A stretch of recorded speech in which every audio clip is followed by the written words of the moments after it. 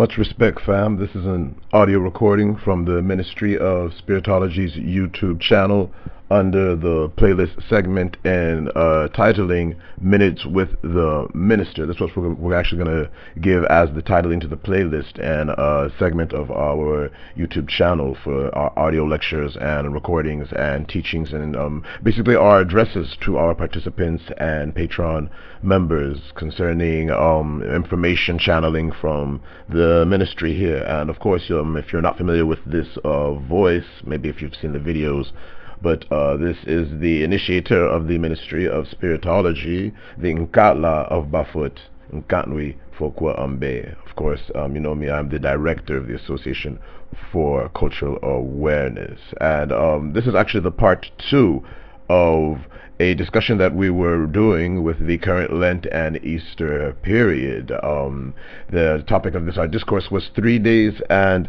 3 nights specifically, and we've just been looking at facts around the crucifixion and resurrection and how they don't keep to actual time. And as we were finishing up the last part of discourse, we were actually looking at the sunrise of the resurrection, and we had really pointed out that if the sunrise, actually had to coincide as the proper time for the resurrection, we know that it would have needed to have been the same time as when he was buried, and that would have been only 3 days later, as we pointed out. And of course, this would definitely place the resurrection close to sundown, not actually sunrise, as is commonly assumed. But instead, we have a sunrise resurrection, which would have required an extra night. Therefore, we would have instead seen something like 3 days and 4 nights, and this is not actually the case.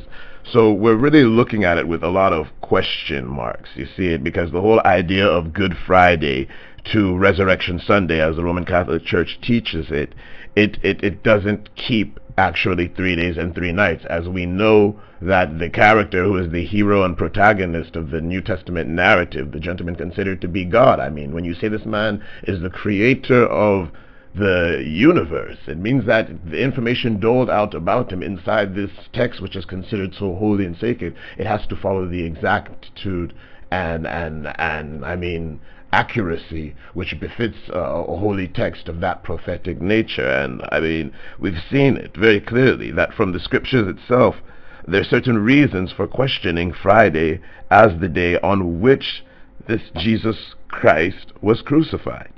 Yet, each Friday, many Catholics abstain from meat, situating fish in its place, supposedly in remembrance of the Friday crucifixion. Roman Catholics in the United States, particularly in the Western world of Christendom, I know generally, are no longer required by their church to abstain from meat on Fridays as formerly, except during Lent, but nevertheless many still follow the custom of fish on Friday.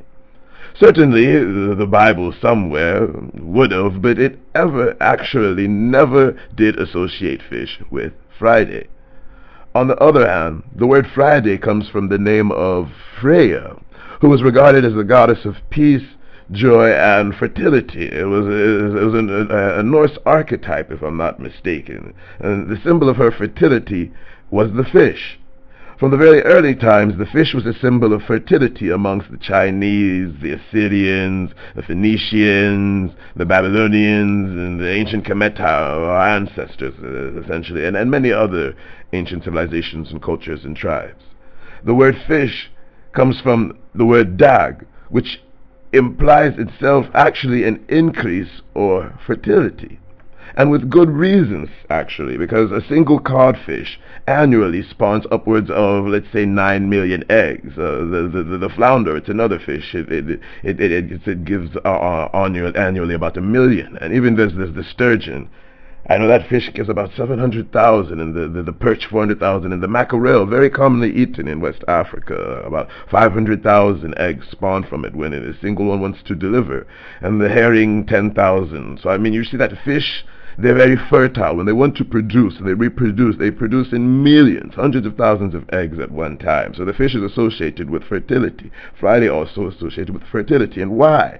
Because in the ancient mythos, the naturalist traditions of our ancestors, the goddess of sexual fertility, among the Romans specifically, was called Venus.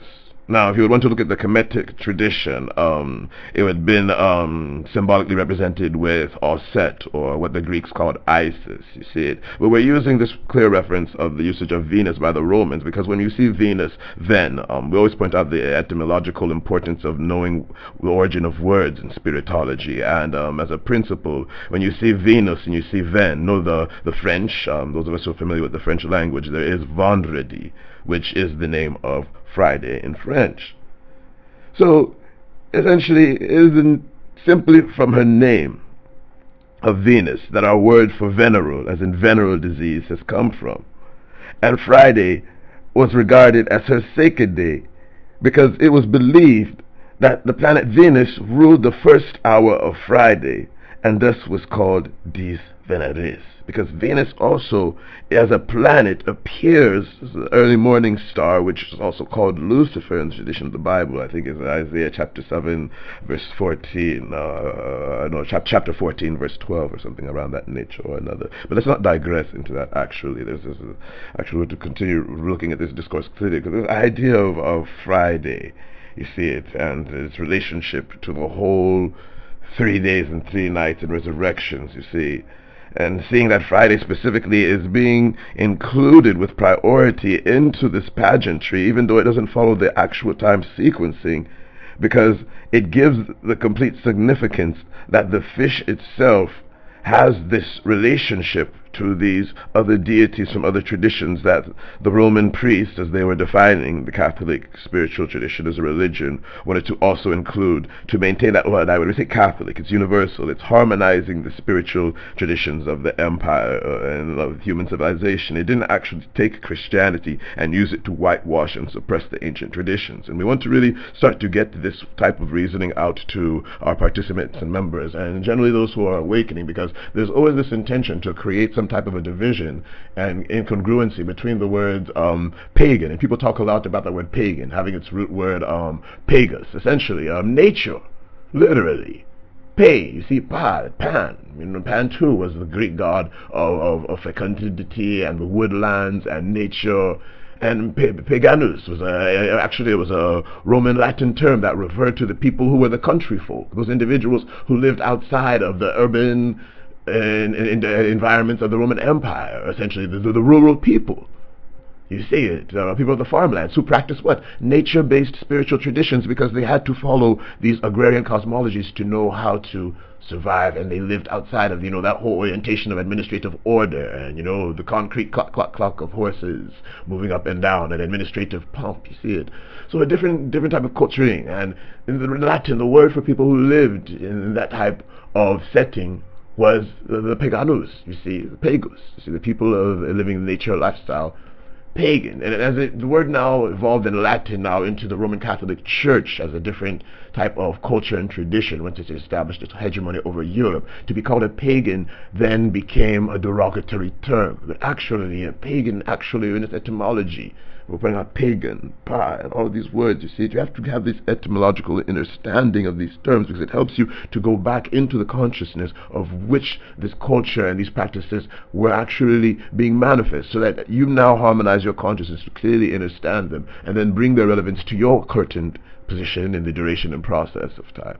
And now you clearly can manipulate them, and even, like we said, you understand them instead of understanding them, because a conscious soul should not be under a concept. Rather, the concept should be actually understood.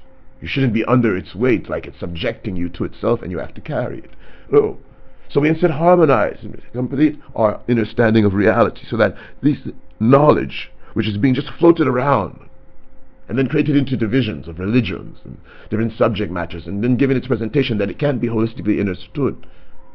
And teaching of spiritology like that, we give you a holistic realization of this knowledge, so that you do see that it all can be understood from your perspective of vantage point as a soul. So you're seeing this very clearly, my people. This idea of Friday and its use and maintenance, you see, as its relationship to the maintenance of the value of our respect for the archon or archetype, or set, which was venerated in Kemet as the life force which would restore now the resurrection or rebirth of Osir during the Wepet Renpat, which was essentially our own what you would call Lent period, heralding the Easter or the resurrection of Osir, which has now been equivalented to be the resurrection of Jesus Christ under the Roman Catholic tradition, with what we are bringing out in this our lecture. So it's all about the symbolisms and being able to understand them in the context that they're actually being used. You see it? Because if we look at some text, you see at times when you want to compare classic literature, classic art, you see it. Whereas a particular document, you see, in which you start to see that these symbolisms of the fish and these ancient deities, they're always given these crystal clear comparisons. You see it. Even there's the images at times that you will see Isis and Horus, or Osut and Heru, sitting in a statue, and she's breastfeeding Heru, just like you see in the common depiction of Mary with Jesus, except Isis or Osut has a fish upon her head. You see in classic text, like the ancient pagan and modern Christian symbolism, which is a lovely text with pictures which do give this artistic depiction of the classic antiquitous world. You see it. So I'm pointing this out, that the fish itself, as we see in the Catholic denominations, which they have their own denominational practices of how it's eaten on Fridays, was regarded as sacred, you see, to the ancient Kemetai and the Greek, and even specifically, if you want to look in the Bible now, we want to get some references that help us to see this relevant nature in the context of those of you who are Christians and those from the Western Hemisphere. The name under which the Israelites specifically worshipped Astoreth, you see it, refers to this same fertility archetype, or mother goddess, actually, indirectly, who also has this fish symbolism equivalented or identified with her. And specifically in ancient Kemet, you see, what of course they do call Egypt now, Isis was sometimes represented with a fish on her head. You see it, as we pointed out. It goes into so many different cultures, you see. And this consistent symbolism shows you that all spiritual traditions, all religions essentially, have the naturalist symbolisms at their core which unify them. But in different cultural contexts, different symbolisms are applied on top of these natural principles, which could be universally understood, and then used to create a different religion, which were not appreciated holistically in this manner. Individuals find themselves feeling that their cultural representation or religion is different than others, and then they get into clashes, thinking that there should be conflict, when they seek now to claim that their own religion or mythology is more dominant than in other cultures. You see it.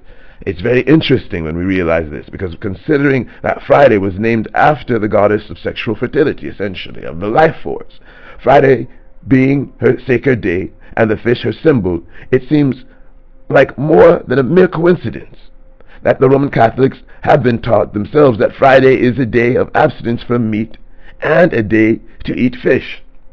We've already noticed why there are Christian denominations which have rejected Friday as the day of the crucifixion, and Easter, Sunday morning, as the time of the resurrection.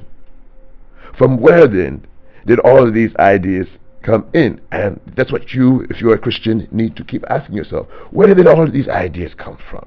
I know many of you want to be resisted, and the truth that we're giving to you with all of these factual quotations and references, and even your spiritual text, and not even allusions, but references to history and quotations, you still wish to deny what is just obviously in front of you.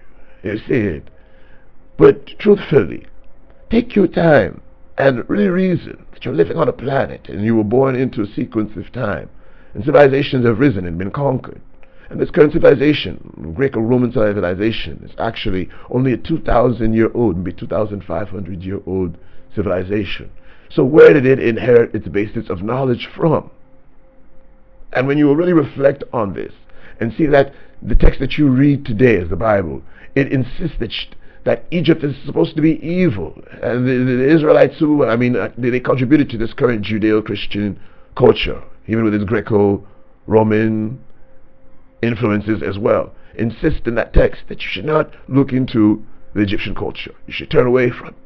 In the mythology of only that text, it creates an impression that the Egyptians are so evil. But then we start to do all of this research and see that so much of these later civilizations and their history and culture is based so much on borrowing And not even just borrowing at times, entirely plagiarizing without giving reference to the Egyptian civilization and culture, which is the earliest civilization and culture which we find so much profound antiquitous knowledge about from the ancient world on the African continent, with its iconography proving deeply and matter-of-factly that the people who founded it and interacted in its day-to-day interactions in civilization culture were dominant melanated people, eumelanin and pheomelanin specifically.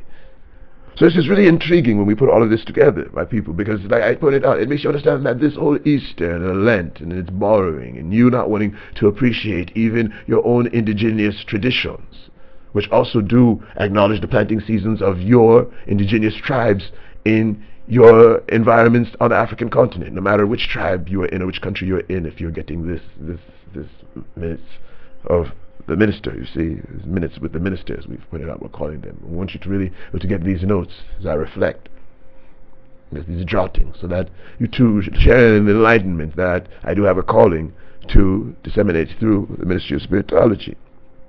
So we looked at this idea of Friday and its incongruency, and before we were starting, we were actually talking about specifically instead the whole way that Friday runs now into Sunday with the whole sunrise is actually where we want to really keep on track as I'm following the order of the notes that I've prepared for this lecture. So we have to start questioning this. So we want to keep this in context. We don't want to digress or go out of order with this information, but we want to really reason that when we're talking about the sunrise Sabbath, you see, following this idea of Friday, which first doesn't already really fit, you see it.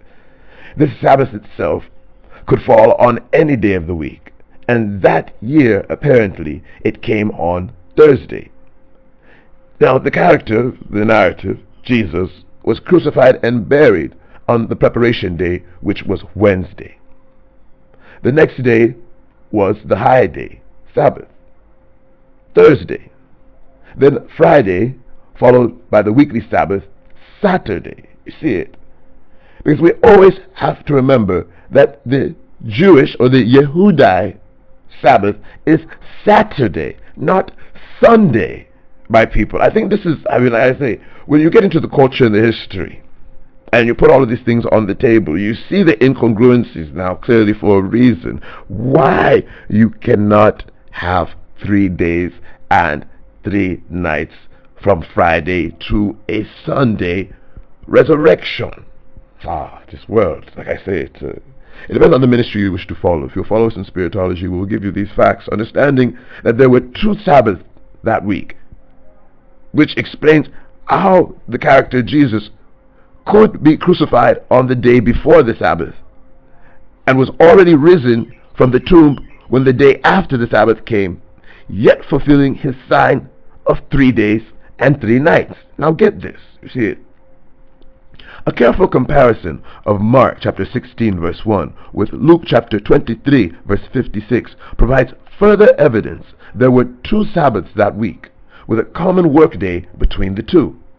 Now we look at Mark chapter 16 verses 1.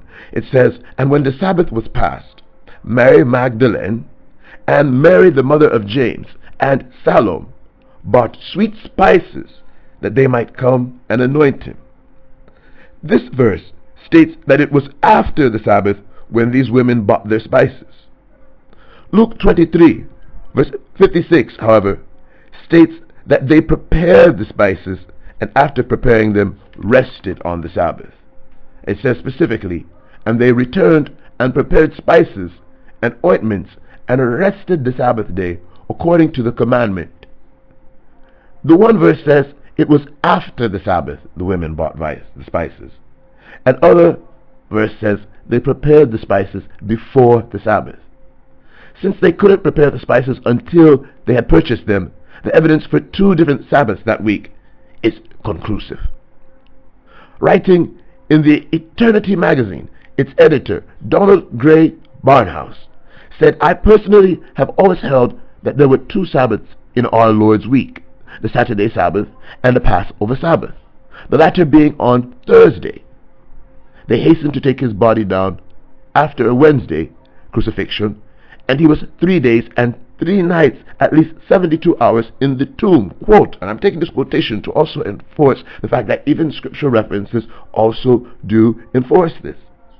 he cites evidence from the Dead Sea Scrolls specifically in the context of this article, which would place the Last Supper on Tuesday. You see it. The King James Version is the only translation of many that we have checked that uses the indefinite had bought, even when we are talking about this idea. All others have correctly rendered this as bought. It is not uncommon for this verse to be read as though the women bought spices, but the word is bought, one letter making the difference. And when you get into the textual criticisms of the Bible, you realize that these shifting of words, like even in Isaiah chapter 7 verse 14, when they were to talk of the whole virgin birth, the use of the word Bethula, which in Hebrew means virgin, instead of Ha'alma, which actually means maiden or young woman. The difference of this word is used to build an entire doctrine of this Jesus Christ supposedly needing to be referenced in the Jewish Messiah prophecy to need to be born of a virgin. So, I mean, all of these things, if you're not someone who's actually studied the theology and is willing to take your time to point out these incongruencies to the public in an academic manner, of which the lame man, the average man, and specifically now, we need to focus on you, my people, you, my Africans, you, my naturalist Africans out there who have been seeking this knowledge and have been denied it, specifically such that the orthodox, in its violation of your lands indigenously, can continue to proliferate this foolery and falsehood that it's done for all of these hundreds of thousands of years. See? You need to get this knowledge and be able to get its synchronicity appropriately, and be able now, without going to the seminaries and doing seminary studies and ordination studies like many of us had to get this knowledge, to be able to assimilate it into the order of your life and start to make the right decisions to come out of the synagogues. You see it, and take your lives back, take your culture back. You see, restore your shrines, revise your shrines, and revise your naturalist traditions so that they come into harmony with the modernization and development plan that you have for your communities and for your states and for the legacies of your people.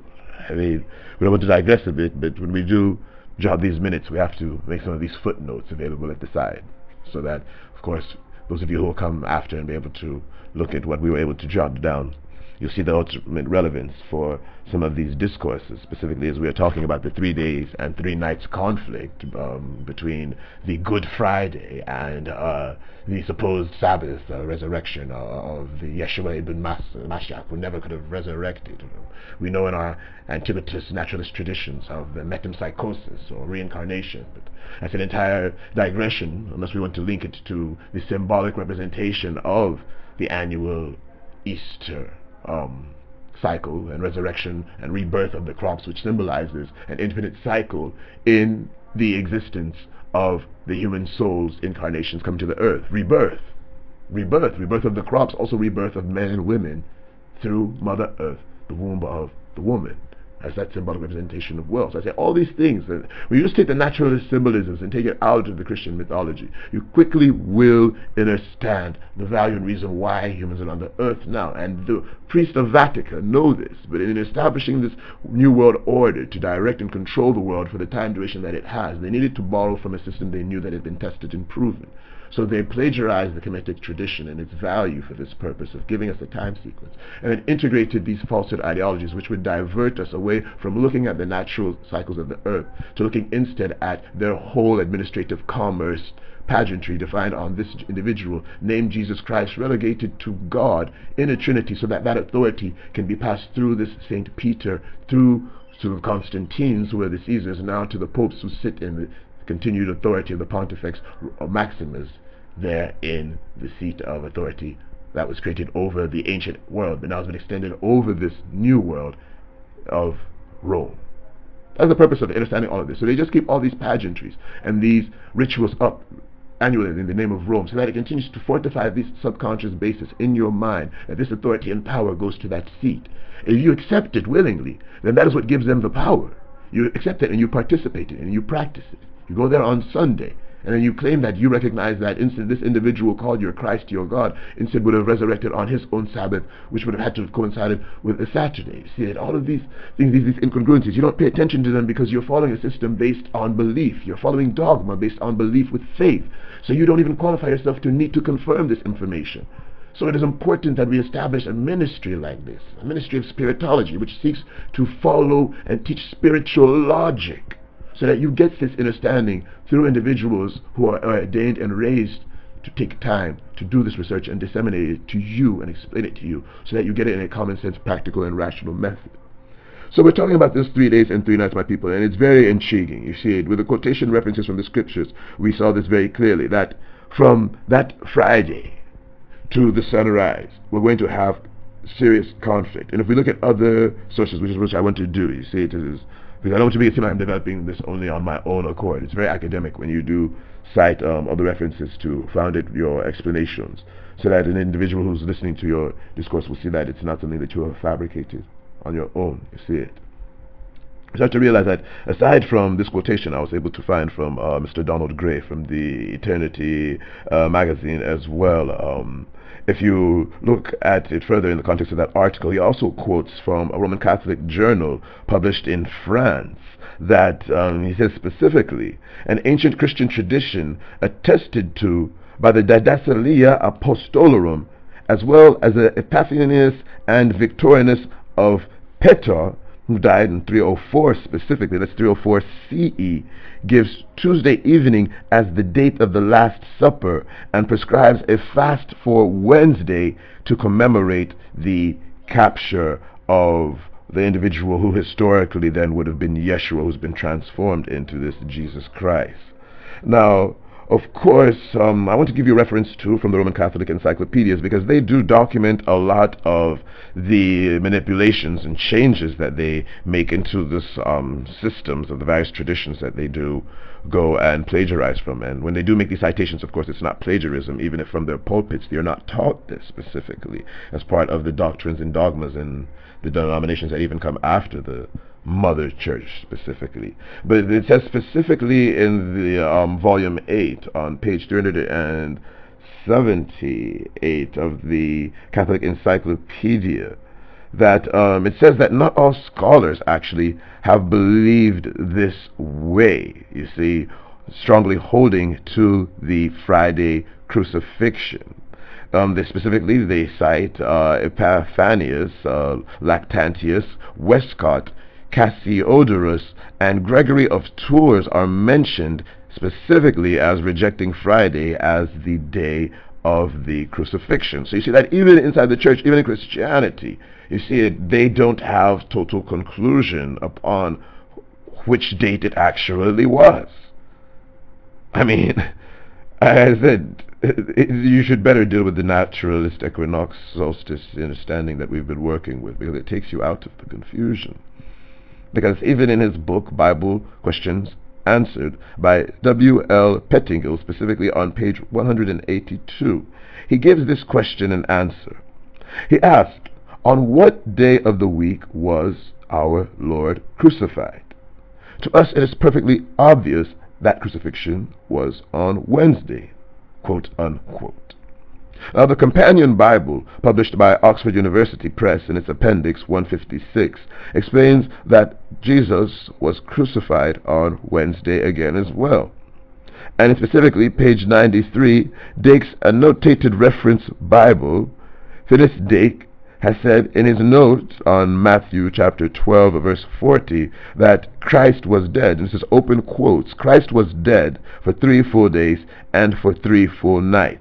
He was put in the grave Wednesday just before sunset and was resurrected at the end of Saturday at sunset. No statement says that he was buried Friday at sunset. This would make him in the grave only 1 day and 1 night, proving his own words to be untrue. Now, the quotations given here from these various men of God of the world of Christendom are especially significant, since this belief was not the generally accepted position of the various church organizations which they were affiliated.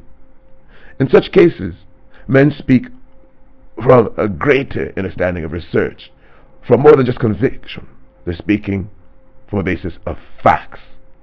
And having seen this traditional research, which those of us who also had that calling into Christianity, but we're seeing these inconsistencies in the biblical tradition and its teaching and the denominational interpretations, and some of them were able to conclude and say that they would still go through the ordination and still teach the tradition the way that the particular denomination they wanted to align with was going to insist and create it, of course, I mean, a lot of them are more concerned with being paid, having their calling manifest as a profession as opposed to a service, which is what a minister truly is. A service. A servant. So we insist on our ministers in spiritology actually prioritizing, making sure that they deal with accurate facts and make sure that they lift up and raise, essentially. The term we always use is raise. You see, that you raise the participant to the level of a conscious soul, and then they take it upon themselves to become a dedicated member who, in their own personal spiritual practices, maintains their regular research and conscious development of themselves. Now, that is what we want to actually bring this part 2 to a end, so that we can do now a part 3, which is also going to be another 30-minute segment. So that we put out, you're not going to have very heavy files when you want to sit and listen to this, essentially, we put it out, this audio lecture, essentially minutes with the minister, essentially. That's what we're really going to just call it. I'll be doing research on certain topics, paying attention to contemporary issues, and take time to do lectures and discourses, which we'll upload to our ministry YouTube channel for, of course, individuals who are passing by and participants to download, to get very comprehensive understanding, knowledge on their awakening and spiritual development. So, of course, if you have acknowledged the value of this particular recording and lecture, do make sure that you do click like down there if you've been able to make it to the end, and share it, of course, to your network to keep those who you interact with in your sphere of influence on the path in their enlightenment. Of course, and make sure, truthfully, if you're not subscribed to the channel, click subscribe so that you'll get the next part to this sequence of minutes with the minister, and of course you'll get the next part, and you'll get subsequent topics of audio lectures coming from this playlist platform on our YouTube channel. So that's where I'm going to be out, people. I'm going to say peace profound, and of course we're going to be right back at you with part 3 of this segment on 3 days and 3 nights, looking at the crucifixion and resurrection of the biblical character Jesus Christ and how they do not keep to the actual time. So that's where we out, folks. Peace profound.